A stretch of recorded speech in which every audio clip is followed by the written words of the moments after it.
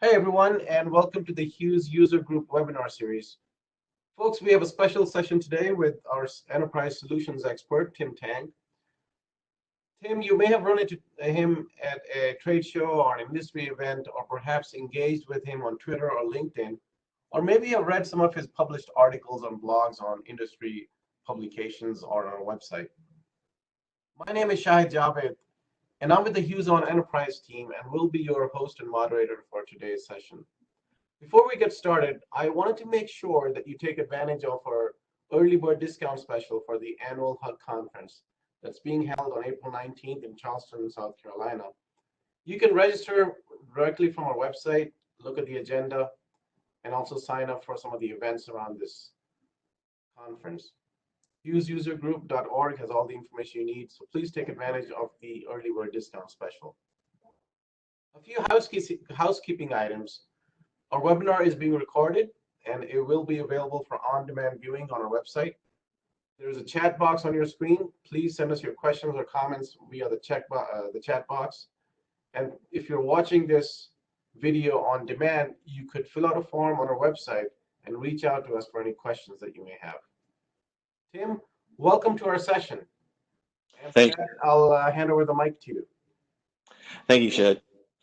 Achilles was a mighty warrior of Greek mythology, and what made him so powerful was that when he was a baby, his mother dipped him into the river Styx, and this made him invulnerable to swords, to spears, to arrows. Only one problem. His mother held him by his heel, and that was the one part of his body that didn't get covered or protected. And that became ultimately his point of weakness, and that led to his ultimate demise. When we talk about the Achilles heel of digital transformation, we're looking for those points of weaknesses. We're looking for what could actually make all of this unravel or fall apart on us. One of the challenges when it comes to digital transformation is that it's difficult to find lots of data points to work with. If I look at only one industry, like a retail, a restaurant, there's not enough data there to collect. So I think for this purpose of this presentation, we're going to look across industries. We're going to look at retail, we're going to look at hospitality, the restaurant industry, and looking at banking and finance. And the idea and the concept here is that all of these industries are being disrupted by digital transformation. What are some of the common themes? What are some of the things that we can learn from each industry that we can apply across the board? Let's start with retail. Anytime you talk about retail, the two words that gets everybody's immediate attention is retail apocalypse. There are a group of retailers in any room. There's always going to be a group that will be very convinced that the stores are outdated, that the stores are going away. And another part of the room will be equally passionate that the stores are here to stay, that customers want stores, and there's nothing wrong with the stores. Which group is right? Well, what does the data say? Data kind of says supports both positions. There is some sobering statistics about almost 9,300 some stores that were closed in 2019. But at the same point, there's also over 1,000 retailers that are open up in stores too as well. What gives? How do we explain this big gap in perspective? I think in part it's where you're focused on. If you're looking at large brands, large stores, there is a substantial amount of activity that's taking place in terms of store closings, but it tends to be confined to a small number of brands. When you look at the positive side, if you open your aperture from beyond just the big brands of retail to even the smaller brands, you see another perspective of retail that says retail is growing. As alluded to earlier, over 1,000 retailers increased their store counts. Across those 1,000 retailers, they opened up almost 3,000 stores. The health of retail is not equally distributed. The department and specialty closed almost 10,000 stores, but all the other segments of retail opened over 18,000 stores. And for every chain of retail with a net store closing, there are over 5 chains that have net store openings. When you look at particularly take another deeper look into it, food, drugs, C-store, mass merchants, the kinds of things that are not so easy to get with an online competitor, they're opening stores, almost 10 stores per stores with net closings. If you look at apparel, hard goods, department stores, they're still doing well, almost opening almost 4 stores, and restaurants are continuing to grow too as well. Now, when we think about the retail and the brick and mortar, the role of brick and mortar, it leads to another conversation about the omni-channel experience for consumers. We're getting more intelligent, more data, if you will, about what that omni-channel experience is looking like, the value of that omni-channel shopper. For every $100 that they spend in store, on average, within about 15 days, they'll spend $267 online. Very similarly, if they spend $100 online, they'll spend $231 in the store. And year over year, that spend with the retailer, with the brand will increase. What's really intriguing is that your omnichannel customer base only makes up about 17% of your customers, and yet they control and they influence 34% of the total spend with a retail brand. And so this is where that 80-20 rule plays, where a small portion of your customer demographic has a commanding presence in terms of the retail spend and the store revenues. When we think about retail, one of the particular areas that I'm keenly interested in following, particularly for 2020, is the C-store market. There are 150,000 C-stores in North America. 120,000 of them sell fuel. If you'll remember back in 2015, there was a very significant transition for EMV in the store. Well, for the fuel market, that transition is going to take place in October 2020, October 1st. And what this means is that the same obligation that if you're not taking chip and pin transactions at the fuel pump, a C-store operator is going to become liable now for all the chargeback fees that take place at the fuel pump. And so for 120,000 stores in North America, they're going to need to upgrade their pump. And this is not a trivial thing. Most of the pumps that are deployed out there are so old that it means ripping and replacing the old pumps with new pumps. And that could easily be on average $80,000, $100,000 per C-store. It is not an insignificant investment, and most operators have not done this.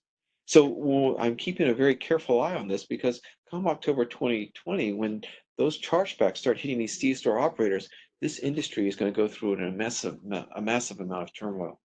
On top of that, the two leading providers of point of sale solutions, Verifone and Gilbarco, have both introduced a managed network service provider program. So they are no longer going to be in the business of providing network security products with their point of sale. They're going to tell and instruct their customer base to the tune of 70,000 C-stores to go and choose one of their certified managed network service providers, or MNSPs. And then finally, on top of that, the other thing to think about is the mobile pay at the pump. C-store industry at large is looking to further their engagement with the consumer, and that mobile pay is a critical element. But so far to date, it hasn't gotten the adoption that they're looking for. The reason this is so critical is when you look at some of the changes that are taking place in the C-store industry, the one of the big changes is that fuel vehicles, the fuel mileage has improved dramatically over the past decade in combustion engines, as well as with the introduction of electric vehicles. All this both translates into we have fewer and fewer trips and visits to the C-store, which means then for the C-store industry to continue to grow and thrive, it needs to do a much better job now of converting that fuel patron. Typically, only 30% of your fuel patrons go into the store, attacking that conversion level and increasing and getting more and more of the fuel patrons to actually come into the store. The C-store industry is affected by a lot of the same trends, rising in minimum wage, high turnover that all of retail is facing. But there are some fairly meaningful changes that are taking place. The convenience market right now is a very hot market. It's not just C-store operators or convenience store operators that dominate. Now we have the dollar stores and the discount stores. We have the grocery stores all competing for that share of wallet, that share of convenience. And one of the most notable changes taking place in the C-store is the changing American attitude toward tobacco usage. A primary staple, it's a current staple of the C-store business is drying up. And so it's forcing a lot of C-store operators to move quickly now to making a transition to hot prepared foods. The challenge with that is that the C-store industry is going to run very quickly into competition directly with the restaurant industry. And the restaurant industry has its own share of challenges. If you look at, and I would characterize that most dominantly represented by the third-party delivery. I mean, look at the growth. From less from about 10% in 2013 to over 58% in 2019 and 2020. It's the third-party delivery has overwhelmed the restaurant industry, and when you think about it, at the end of the day, it's not good business. Yes, it is the way, it's the primary way for restaurants to get new customers. However, when you look at the business model, 30% of the delivery fee, 30% of the meal ticket goes to delivery charges with the third-party delivery. The restaurant loses control of the food quality, food safety, even the customer experience. It's all, the restaurant can do everything right, and then they turn over their product to a third-party delivery agent who now has so many ways of doing it wrong. But most importantly is the loss of customer data. The restaurants actually don't know what the customers are buying. It's the third-party delivery that knows, that has all the insights as to kind of the customer preferences and their needs and their wants. One of the challenges here is that the third-party delivery guys are not profitable. So that 20-30% delivery fee is not likely to go anywhere. And so it really now begs the challenge of, how do you take advantage of third-party delivery as a way of gaining new customers, but then very quickly converting them to direct customers? Because you don't want bad business. And right now, the uh, the transactions are bad transactions. They're bad business transactions at the end of the day. So this is as the C-store market moves to prepared foods, it's going to run head on into the same kind of challenges I think that the restaurant industry is wrestling with right now in terms of third-party delivery, and how to make that work in a productive and an effective manners. Changing industry or changing directions, if we look at the bank branch, the banking industry, see a very kind of similar phenomenon, disruption taking place in part driven by the mobile experience. For almost 2 decades, the banking industry has been trying to encourage its customer base to adopt mobile usage of transactions. It costs a few dollars for a teller to take your check and deposit your check with the bank. Cost a few pennies if you would just take a picture of the thing, of your check, and deposit it via mobile app. So the banking industries over the past decades has been driving its customers to use and to adopt mobile. And what that's led to is a very serious kind of decrease in the customer traffic to the bank branches. Some of the challenges in that in turn has led then to a rationalization of the footprint of the bank branches too as well. And so we're seeing fewer customers go to the branches, and we're seeing fewer branches too as well. Challenges here now is, what's the banking industry going to do with all these bank branches? How do we recreate an effective customer engagement, customer experience? Well, I think some of the lessons in retail, as it relates to digital disruption, is you start with where the customer is at. What is the mindset of the customer? In banking, the customer is very stressed about their personal finances, their mortgage loans, their retirement, their day-to-day balancing of the checkbooks, or even their college debt too as well. We're dealing with customers who are stressed. And in that opportunity, the banking industry has an opportunity to come alongside those customers and deal and help them with their stress. There's a remarkable amount of creativity taking place in banking, from yoga classes to penny arcades. What's really intriguing is that these are ways, the yoga and others, for the banking industry to support their small business operators. As the consumers turn more and more to mobile to do a lot of their transactions, the bank branches have an opportunity to kind of shift their focus to the small business owners with classes to teach them about how to handle and manage their finances, and manage and help grow their businesses too as well. And so I think this kind of change that we're seeing in the brick and mortar branch is also being kind of reflected in retail too, as well, as we're looking to create more engaging experiences for the consumers. One of the things that, when we think about the impact of kind of the consumers changing attitudes, when it comes, this is an example from the grocery market.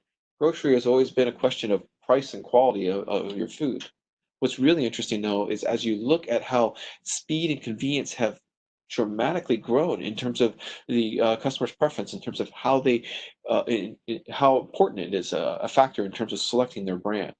And so what's kind of remarkable here is that price and quality still dominate, but those changes in terms of emphasis on speed and convenience has really driven and reordered the ranking of leading grocery providers. HEB 4 years ago, a few years ago, was number 4, and now in a couple of short years, they've jumped to number one, not because they changed anything, because the consumers have changed in terms of their emphasis on speed and convenience. And speed and convenience is a strong point for HEB. It's elevated them to the top of the list.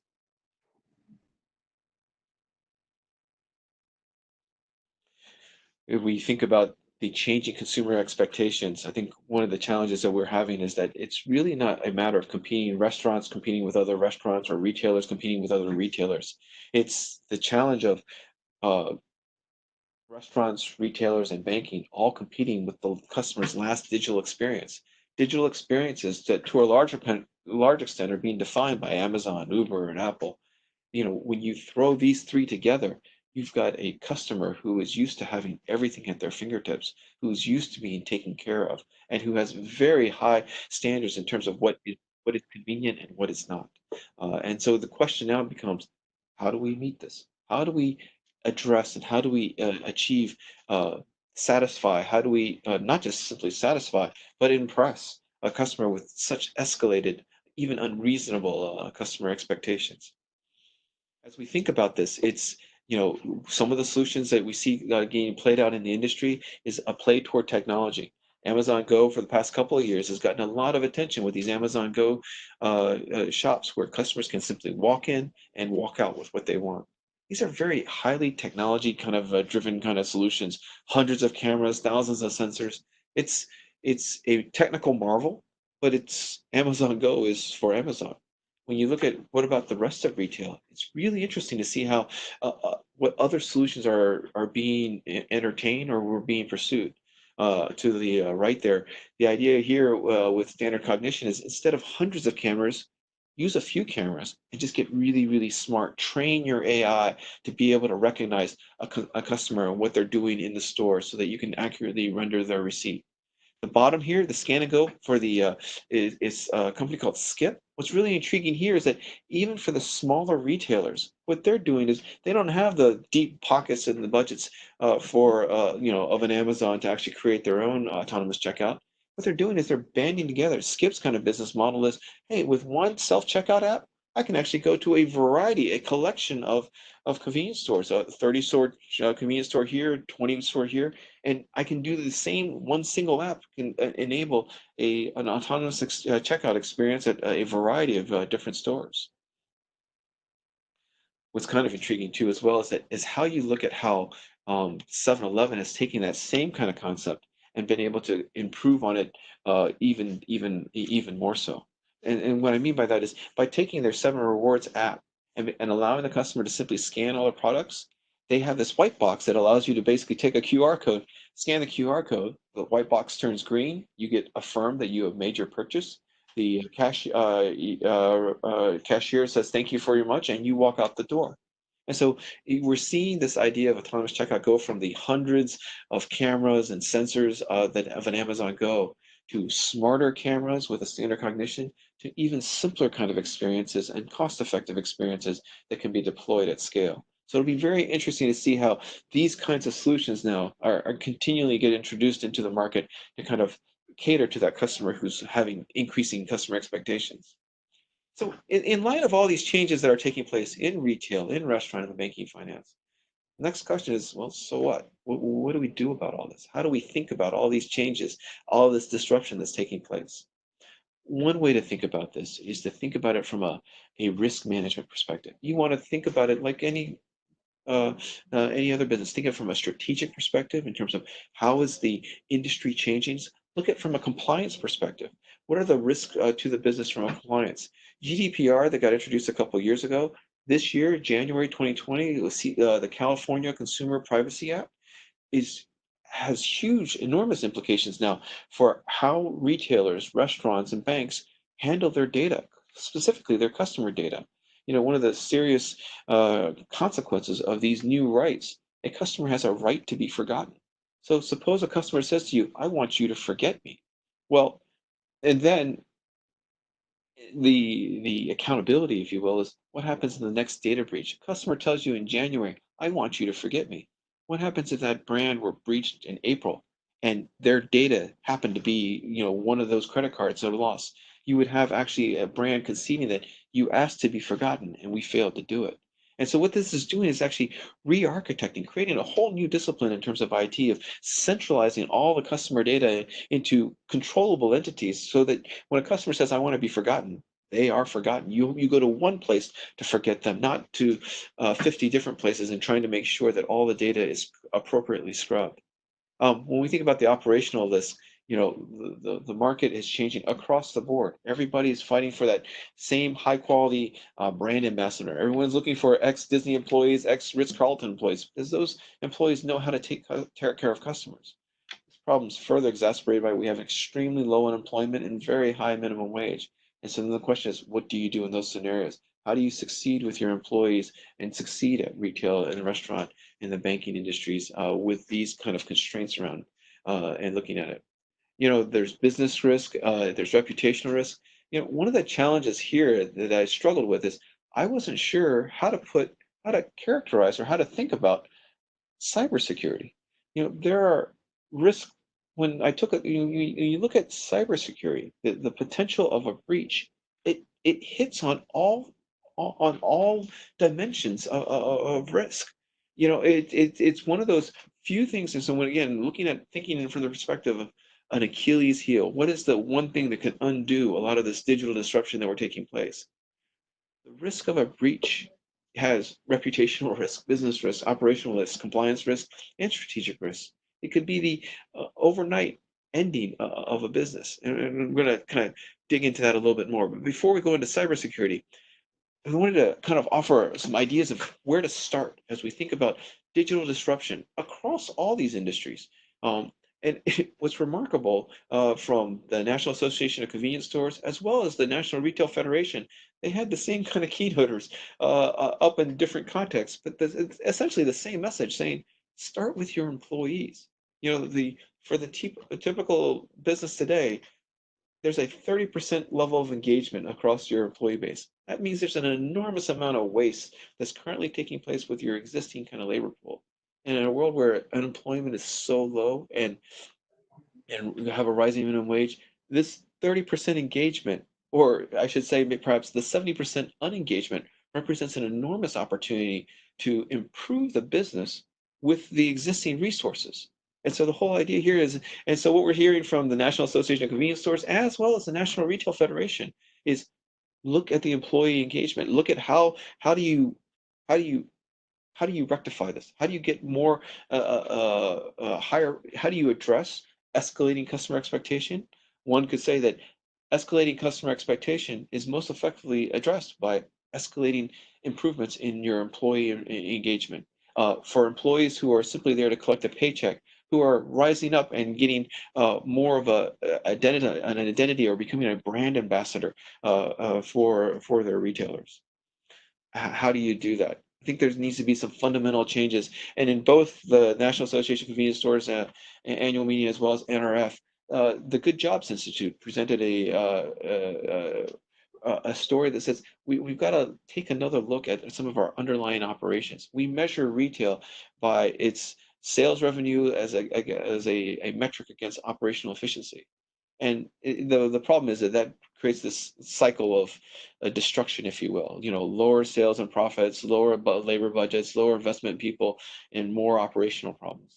When the Good Jobs Institute studied some of these high-performing discount, kind of lower margin industries across the world, what they found is that with higher investments into people, with some meaningful strategic changes, higher investments in terms of their employees, more structured scheduling, more simplified kind of merchandising kind of type strategies with a few tweaks here were dramatic improvements, not only in the employee satisfaction, but the customer experience too as the stores.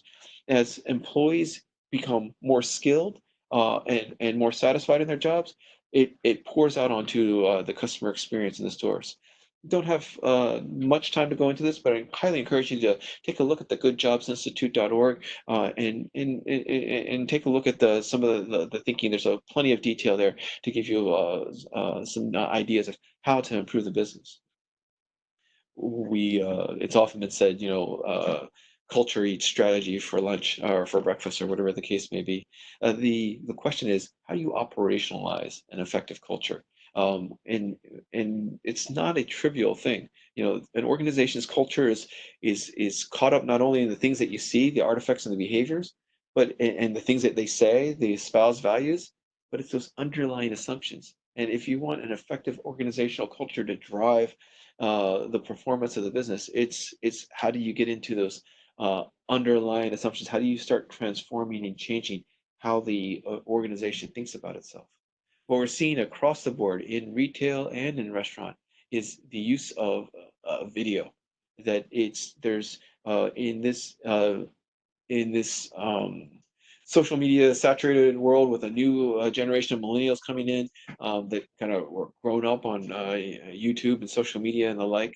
Video is the most effective way for a brand to be able to essentially provide a consistent communication, a consistent understanding to their frontline employees of here's what we are about, here's what is expected of you, and to be able to directly speak from excuse me, to directly speak to that frontline employee. And so the idea of high frequency access to short form video assets is kind of the becoming a key norm, if you will, in changing and improving employee behavior. The As we think through these challenges and changes, it warrants another review of the technology stack that's in the store, in the restaurant, in the bank branch. So many of these things that we're looking to do in terms of video-enabled communications to the front line are going to be limited by the infrastructure, the store infrastructure in the branch. And so it's going to start to really kind of rethink through, what kind of connectivity, what kind of network security, what kind of Wi-Fi, to have the flexibility to create these experiences not only to stimulate employee engagement, but to enhance the customer experience. The store infrastructure itself, the whole tech stack of the store needs to be strong enough and capable of supporting all of these new requirements for retailers and restaurateurs alike. A very natural place where the thinking, when we think about new things that are coming down the pipe, is the use of machine learning and artificial intelligence. By far, for all the different conferences that I've been privileged to attend, machine learning and artificial intelligence gets the lion's share. And it's not just in the loyalty and the personalization; it's in every operational aspects of the business, in the logistics, in the ordering, as well as looking at how to improve employee performance too as well. For Hughes, even our own use, we as a managed service provider, we're starting to get pretty excited about some of the achievements that we're able to achieve in terms of how AI applies to our business. We're using AI as a managed service provider to try to proactively understand when things go wrong before they go wrong, so that we can take interventions and we can understand by collecting and by assessing massive amounts of data that we have around our business in terms of as a managed service provider to over 300,000 some locations, we have massive amounts of data that we can actually assess and use to give us some kind of predictive and understanding of what are the signatures, what are the signs of things about to go wrong, and take proactive action before they fix. And so as retail operators and restaurateurs, it's the same kind of things. We're looking to see how can machine learning and AI be used to kind of enhance and improve the business, not only from a customer experience perspective or an employee engagement, but even from a general kind of operational, store operational level too as well. I would say that now going kind of taking this dialogue, one of some of the newer areas as we're thinking about AI and where it needs to go is in cybersecurity. As we think about how the threats have started to evolve with ransomware and the like, cybersecurity is becoming top of mind. This is becoming the most significant Achilles heel of all digital transformation in all industries, I would argue. It's astounding when you think about how um, what's at risk and what's at stake. I mean, in the light of a breach, you can overnight, for a retailer that's thriving and doing well, can overnight have their entire business kind of upended. They can lose their customers' trust, and they can get have to struggle with unexpected, completely unexpected and unforecasted kind of fines. And so as we think through cybersecurity, this is the one place where more thinking needs to be done. It's a complicated topic. There's no denying that, but it's so significant, so impactful to the business that just like financials, basic business finance or the like, it's a required discipline for all retail, restaurant, banking, finance executives to develop some kind of fundamental functional understanding of cybersecurity and what the basic fundamentals or what the needs are of the business.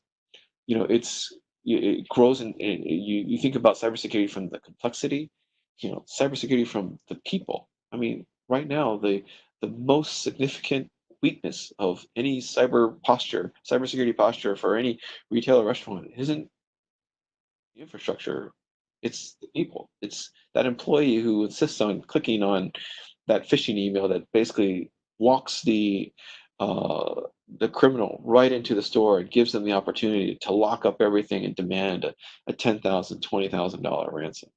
And so when we think about it, this is a business issue, a fundamental business issue with a very high technical element to it, but also a very meaningful people element to it too as well. And so, from a business executive perspective, the encouragement here is to develop the required functional kind of expertise to understand this. It's how do we start to simplify? This problem is only going to get worse as we start to introduce more and more Internet of Things type sensors into the business to try to increase the operational efficiencies of our business as 5G starts to introduce more services and more abilities, to expand the business with, the current doing more with less. As we look to technology for a competitive business advantage, right behind that is how do you protect that technology too as well. And so as we think through the the threats and the growing dependencies, we want to also think through, the appropriate investments and protections in order to safeguard our businesses. So, you know, it's one way to kind of think through and to understand is to get a functional understanding. Cybersecurity starts with kind of basic firewall capabilities, starts with content filtering, unified threat management. That's kind of like the intrusion protection, data leaks, antivirus kind of capabilities. But it'll very quickly also grow into, because the threats are growing, the protections need to grow as well. So the SIM services, the MDR services, using AI to automatically detect bad actor type of behaviors and to be able to detect them and to be able to quickly confine them once they are detected. So if you take a step back and we start thinking about all these things that are taking place, perhaps one way to think about the digital disruption of retail at large from a risk management perspective, in light of the customer experience, the employee engagement, how to drive those with this underlying foundation on cybersecurity. I think the idea here is to have a template, if you will, a way of looking at the business holistically from in a digitally disrupted environment or market across many, many dimensions: retail, restaurant, banking, and finance. But thinking about it, one way to think about all of this is from a risk management perspective, in light of the customer experience and employee engagement, with a very keen eye to the foundation of cybersecurity. So, thank you very much for attending our seminar. We'd be more than happy to field your questions if you as they come up. From a Hughes perspective, we track all this activity and we invest all of our time to understand how these industries are changing, in large part because we want to get ahead of this. We want to understand where the market is heading, how technology plays a role in creating a competitive advantages in these different industries, and then how can we help our retailers, help our restaurants, help them with their digital transformation strategies. Thank you, Tim. Thank you very much for an excellent presentation. really gives us a lot of information on how to kick off 2020 and look into 2020 for our business success. Folks, that's all the time we had. I appreciate you attending this webinar, whether you're attending it live or online. We'll have the recording available for this webinar, and we also encourage you to visit our website, HughesUserGroup.org. Look for this webinar and some of the other webinars and other information for this user group. With that, thank you very much. Until next time, we'll see you later.